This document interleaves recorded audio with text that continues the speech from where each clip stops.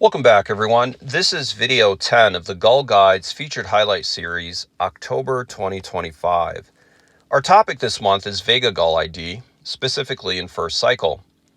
Vega Gull is now generally treated as a full species by most taxonomies around the world, including the American Ornithological Society, as of the most recent supplement to the checklist of North American birds published in August of this year. Vega Gull, similar to American Herring Gull, is a four-cycle large white-headed gull. It's an East Asian species that breeds mostly in the northeast of Siberia, with only small numbers nesting in North America on St. Lawrence Island. In the non-breeding season, vagrants have been found all throughout the West Coast, with California having the lion's share of reports, probably in the ballpark of some 35 occurrences. Further, the species has been found throughout the interior from Ontario, Minnesota, Michigan, Texas, and east to Pennsylvania, Massachusetts, Maryland, Virginia, and as far south as Florida. Most of these reports, if not all, relate to adult types, which are reasonably identifiable. It is not by any means common or even uncommon, and Vega Gull should be considered very rare, but expected just about anywhere throughout the continent. In the last couple of years, there have been some great sightings of first cycle types in southern Canada and throughout the lower 48, and probably more than ever in North America, we seem to be at the edge of this ID as observers gain a better understanding of what to look for. Still, it is not a trivial ID, similar to that of first cycle slatyback gull and similar to that of first cycle kelp gulls, and I would even assert that Vega Gull ID is fraught with even more unknowns. And so it should come as no surprise there are far fewer records of first cycle Vega Gulls than adults here in North America. Is it because first cycles stray less than adults and are truly fewer in numbers, or are out of range birds evading identification? Most people who've thought about these questions would probably lean heavily towards the latter, but logically, how would we know? We just don't know, and this is what adds to the excitement of such ID questions. So, to preface this segment, several very important points must be spelled out. Number one, similar to most other large white-headed gulls, Vega Gull is a highly variable taxon in first cycle. Two, separation from American herring, and even more so, European herring, is not fully discrete. The reason or reasons for this is due to what we think is real overlap in important key features. And by important key features here, we mean particularly the upper tail pattern, the greater coverts pattern. There is overlap from species to species. 3, positive identification should only be based on a suite of characteristics and features. It should go without saying, there is a very important need to balance not just an overall impression that you have or a collection of features, but also erring on the side of caution and asking first and foremost, why isn't this or why can't this be an American herring? This is not a cop-out or lazy ID. It's remaining grounded in reality and having a careful regard for odds and probabilities. I've found that most observers who've spent years looking at American herring gulls tend to identify less Vega gulls. And those who've spent just moments thinking about American herring gulls are the ones finding more and more Vega gulls. So if you run into someone who's finding 3 Vega gulls every winter in a cornfield somewhere in the Midwest, be wary of that observer. What we don't want to do is fall into the trap of finding 1 or 2 features that look like a match for Vega Gull, such as boldly barred greater coverts or a pale bird with interesting scapulars, and locking in on those 1 or 2 features and ignoring the other parts. This is a pitfall to naive and those too eager, and perhaps this is an important takeaway from today's video. Rare gulls are rare, and Vega Gull is among that handful of the rarest large white-headed gulls found in southern Canada and throughout the lower 48. Okay, so with that said, there are some notable field marks in classic birds that can drive a confident ID. These features pertain mainly to plumage patterns and not so much size and shape.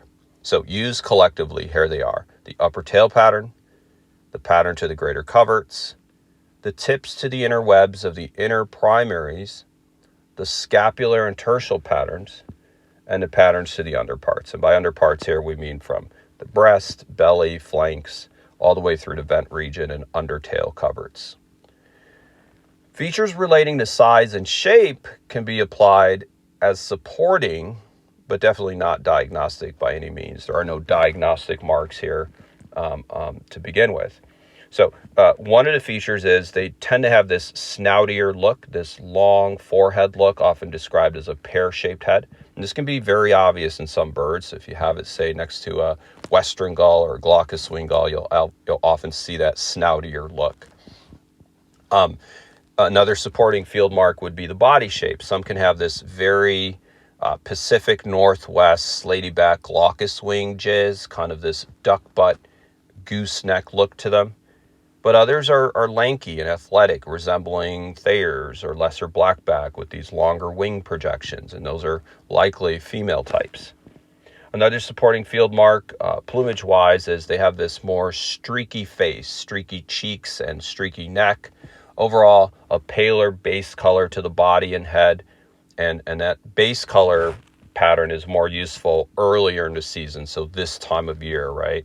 And not later in the winter, when our American herrings naturally become paler due to bleaching and molt. So paler birds early in the season should catch our eye.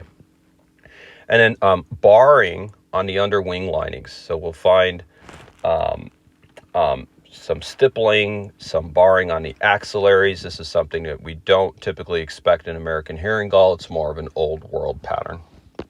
All right, so let's take a look at two classic individuals. On the left is an American herring, and on the right is a Vega Gull that I photographed in late December in Japan. American herring is expected to have fairly plain greater coverts, a dark tail base, and I'm seeing that here, plain greater coverts and a dark tail base. This is a classic American herring, right? Now, this is not to say there aren't any American herrings with barred greater coverts. There are plenty that have barred greater coverts. But as a comparison here from one classic bird to the next, you'll notice the greater coverts on the Vega Gull are fairly barred, large white segments in there. And the tail base is fairly plain, white, little patterning, if any. And I see this defined tail band. They don't all look like this, but this is what a more classic bird that should catch our eye out of context looks like. Another feature we often note in first cycle Vega gulls is what we call this pseudo string of pearls pattern.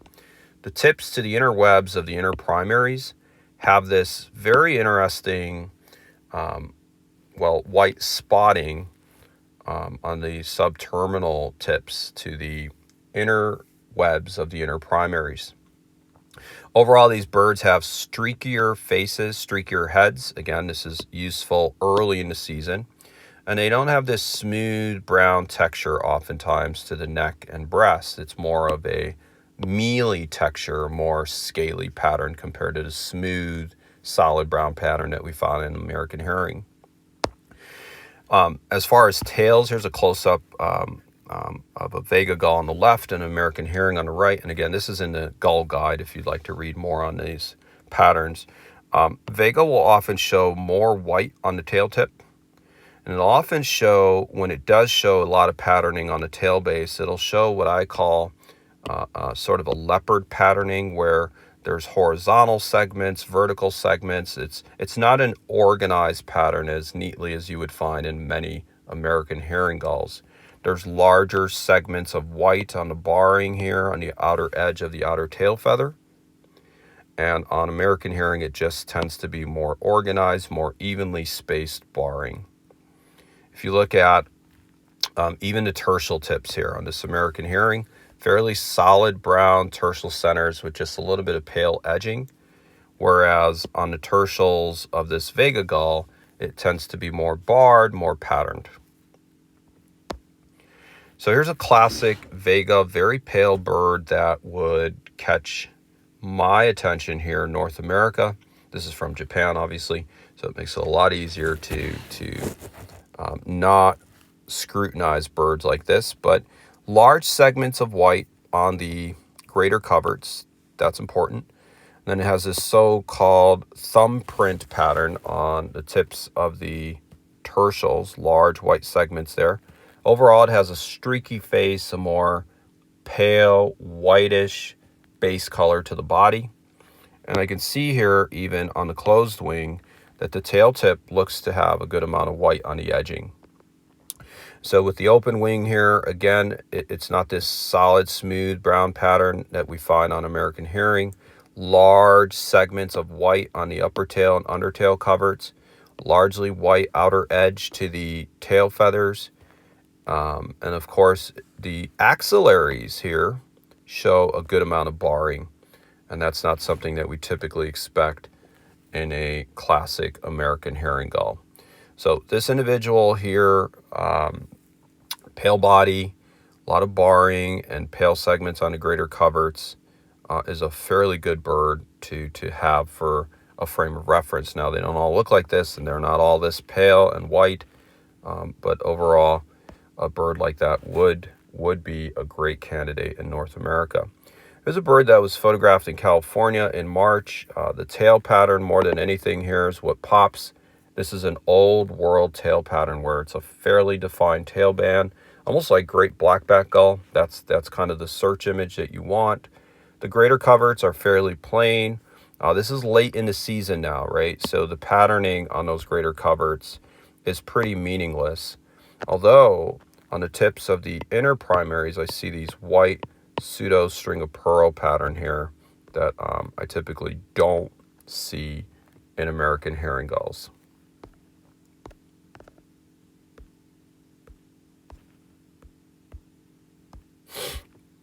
All right, 4 individuals. These are all Vegas from page 249 in the Gull Guide. Just point out a feature or two from each bird. Collectively, would any one of these be identified as Vega Gull in North America? Probably 1 or 2 of them. This individual here, late summer here, early fall, very scaly, kind of mealy pattern to the underparts. On a fresh American Herring Gull, this would probably be a lot more smooth, brown, velvety texture. Large segments of white on the undertail coverts. Large segments of white in the centers here of the greater coverts. And the lowest scapulars have prominent white edging. Now, we would find that in a fresh American Herring Gull, probably not that pale on the lowermost scapulars.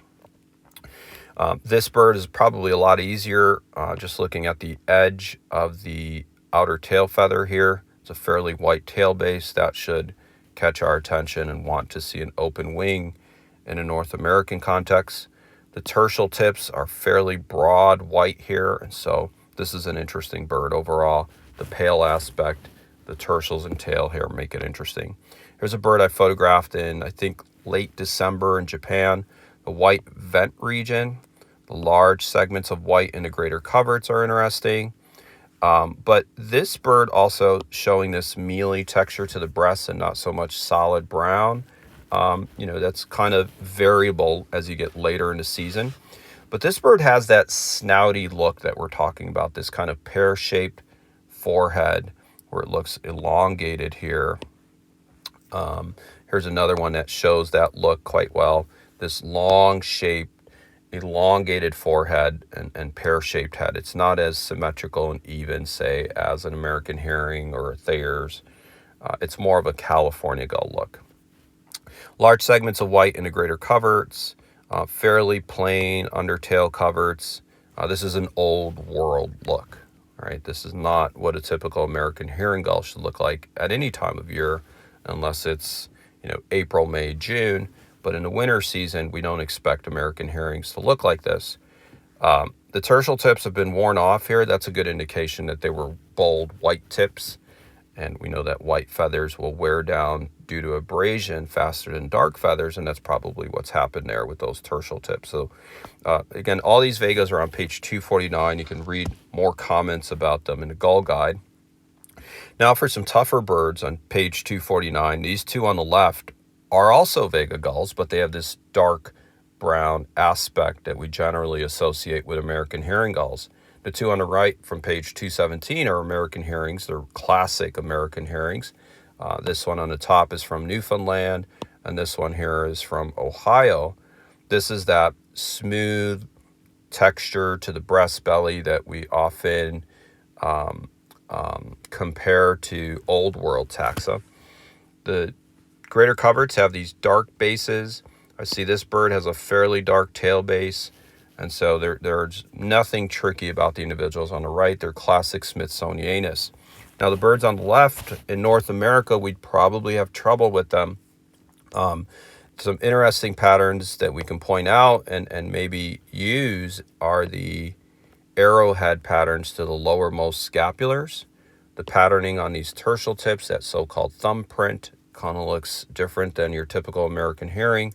Large segments of white here on the tips of the greater coverts, but overall there's not much more that you can confidently hang your hat on. Maybe the head looks a little more streaky, the neck looks a little more streaky than a typical American herring, but this bird shows a fairly smooth texture to the breast and belly. I'd probably want to know what month this is. It shows a fairly dark tail. I see some pale on the outer edge of that tail, but not much. There's not much here that would make me feel confident in a North American context. Similarly, this bird here, I think this bird would probably be confused with Thayer's more than anything. It does have this mealy texture to the breast and belly, large swaths of white on the greater coverts, and then we have this arrowhead patterning on the lowermost scapulars again. The tertial tips look a little more interesting than your typical American herring gull. The fact that there's a large swath of white on the tip of the outer tail feather here is interesting, but again, birds like these dark brown Vega gulls would give us trouble, as they should, anywhere away from, say, St. Lawrence Island, Gamble, those regions where you're expecting young, dark brown Vega gulls. Anywhere outside of that region, even Nome, we would have trouble with these type of Vega gulls, right? So an open wing would be a necessity, and even then, it would be difficult to confidently identify such Vegas. So here's a quiz bird. This bird has a fairly prominent brown aspect to the neck, breast, belly, and even the undertail coverts. Shows a fairly solid dark tail. This is indeed an American herring gull photographed in October in Michigan. So despite the patterning on the tertial tips and what look like pale segments on the greater coverts, this is simply a nicely patterned juvenile American herring. So without context here, this would be another difficult individual. This is September 1st, and I see some glaucous wing types in the background. Mealy texture to the breast. This is pretty noticeable on a young bird like this. It's showing a good amount of stippling and mealy texture, not solid dark brown. Large white segments of white on the undertail coverts. Large segments of white on the greater coverts. Prominent white edging on the lowermost scapulars. Large segments of white on the tips to the tertials. This bird was identified as a Vega gull in Gamble by Steve Heinel. Here's a bird with overall pale aspect. What looks like a pale vent region, but not knowing the month, not knowing any context here, it could be difficult. Has a streaky face. Now, bill pattern, I should mention, is not useful. Some Vega gulls can have pale bill base in first cycle. Some can keep an all dark bill. In general, they have a darker bill than many American herring gulls, but there's great overlap there, so bill pattern's not going to be useful. This bird, 2T3, is October, Ohio, photographed by Janice Farrell. Interestingly, for American herring gull, all of these upper parts are post-juvenile. These are first alternate feathers. So this bird has gone through an extensive post-juvenile molt very, very early on.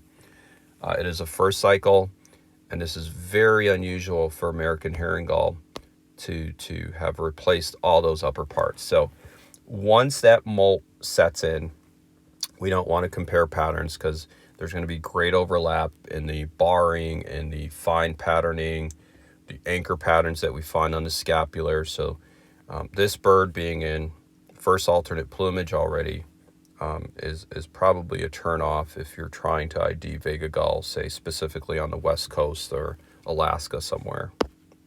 All right, in flight, we have a Vega Gull and an American Herring Gull. The Vega Gull is on the right. It's a fairly dark bird. This would be a problematic bird in places like Alaska. And so zooming in on the underparts, it has that mealy textured, a lot of stippling on the under wing coverts. It has barring on the axillaries. The tips to these inner webs to the inner primaries show that pseudo string of pearls. And the patterning on the tail base here is just a little less organized than your typical American Herring Gull. There seems to be a good amount of white on that tail base, and the patterning overall is just a little more chaotic than your typical American Herring Gull. So this American Herring on the left here, photographed in British Columbia by Liam Singh, shows the more classic dark underwing linings without a lot of patterning. Also shows a fairly dark tail base with more organized patterning. The dark bases to the greater coverts. Overall, there's no reason to suspect the bird on the left is anything other than an American herring. It's the bird on the right that would give us a good run in North America. I should note that this marbling and pseudo string of pearls pattern that you're seeing here is oftentimes noted in things like Thayer's gulls. It's found in glaucous wing American herring hybrids, so-called Nelson's gulls. And so that should be, the string of pearls pattern here should be used only as a supporting feature in a bird that shows other classic field marks, such as a pale tail base, barred greater coverts, barred under wing lining, stippling on the underparts, the snouty look, the streaky face, all that collectively should be used when making these IDs. And to close here, we'll just do a couple more birds. These birds seem to have fairly defined tail bands. Having some context would be useful here. These are both photographed in North America in the Great Lakes region, and these are, in fact, American Herring Gulls. And I just want to point out here that although they seem to have defined tail bands, the patterning on the tail base here is fairly consistent, evenly spaced barring. And so this is not unusual in many American Herring Gulls. We see more and more of these. And fortunately, people are reporting them because they appear interesting. They look unusual. This one looks even more unusual with the barring and white on the base of the outer tail feather. However, it's just a pale tail base on an American herring. The greater coverts overall have dark bases almost all the way throughout, from the inner greater coverts to the outer greater coverts. So there is no reason here to suspect anything other than an American Herring Gull with a somewhat pale tail base. All right, so that is going to do it for our first cycle Vega Gull ID clip. We will, in due time, circle back and try to compare some of these Vega Gulls to Thayer's, and then try to compare some of these Vega Gulls to American Herring glaucous hybrids. I do want to end with, again, stressing these caveats of not clinging to one or two field marks and not being too eager to identify first cycle slatyback gulls in North America. We are interested in documenting birds that look pale, birds that have pale tail bases and barred greater coverts. However, we want to make sure that we're using a collection of field marks to ID these birds. Thanks again for watching. If you have any questions, concerns, comments, please send them to thegullguide@gmail.com. Talk to you next time.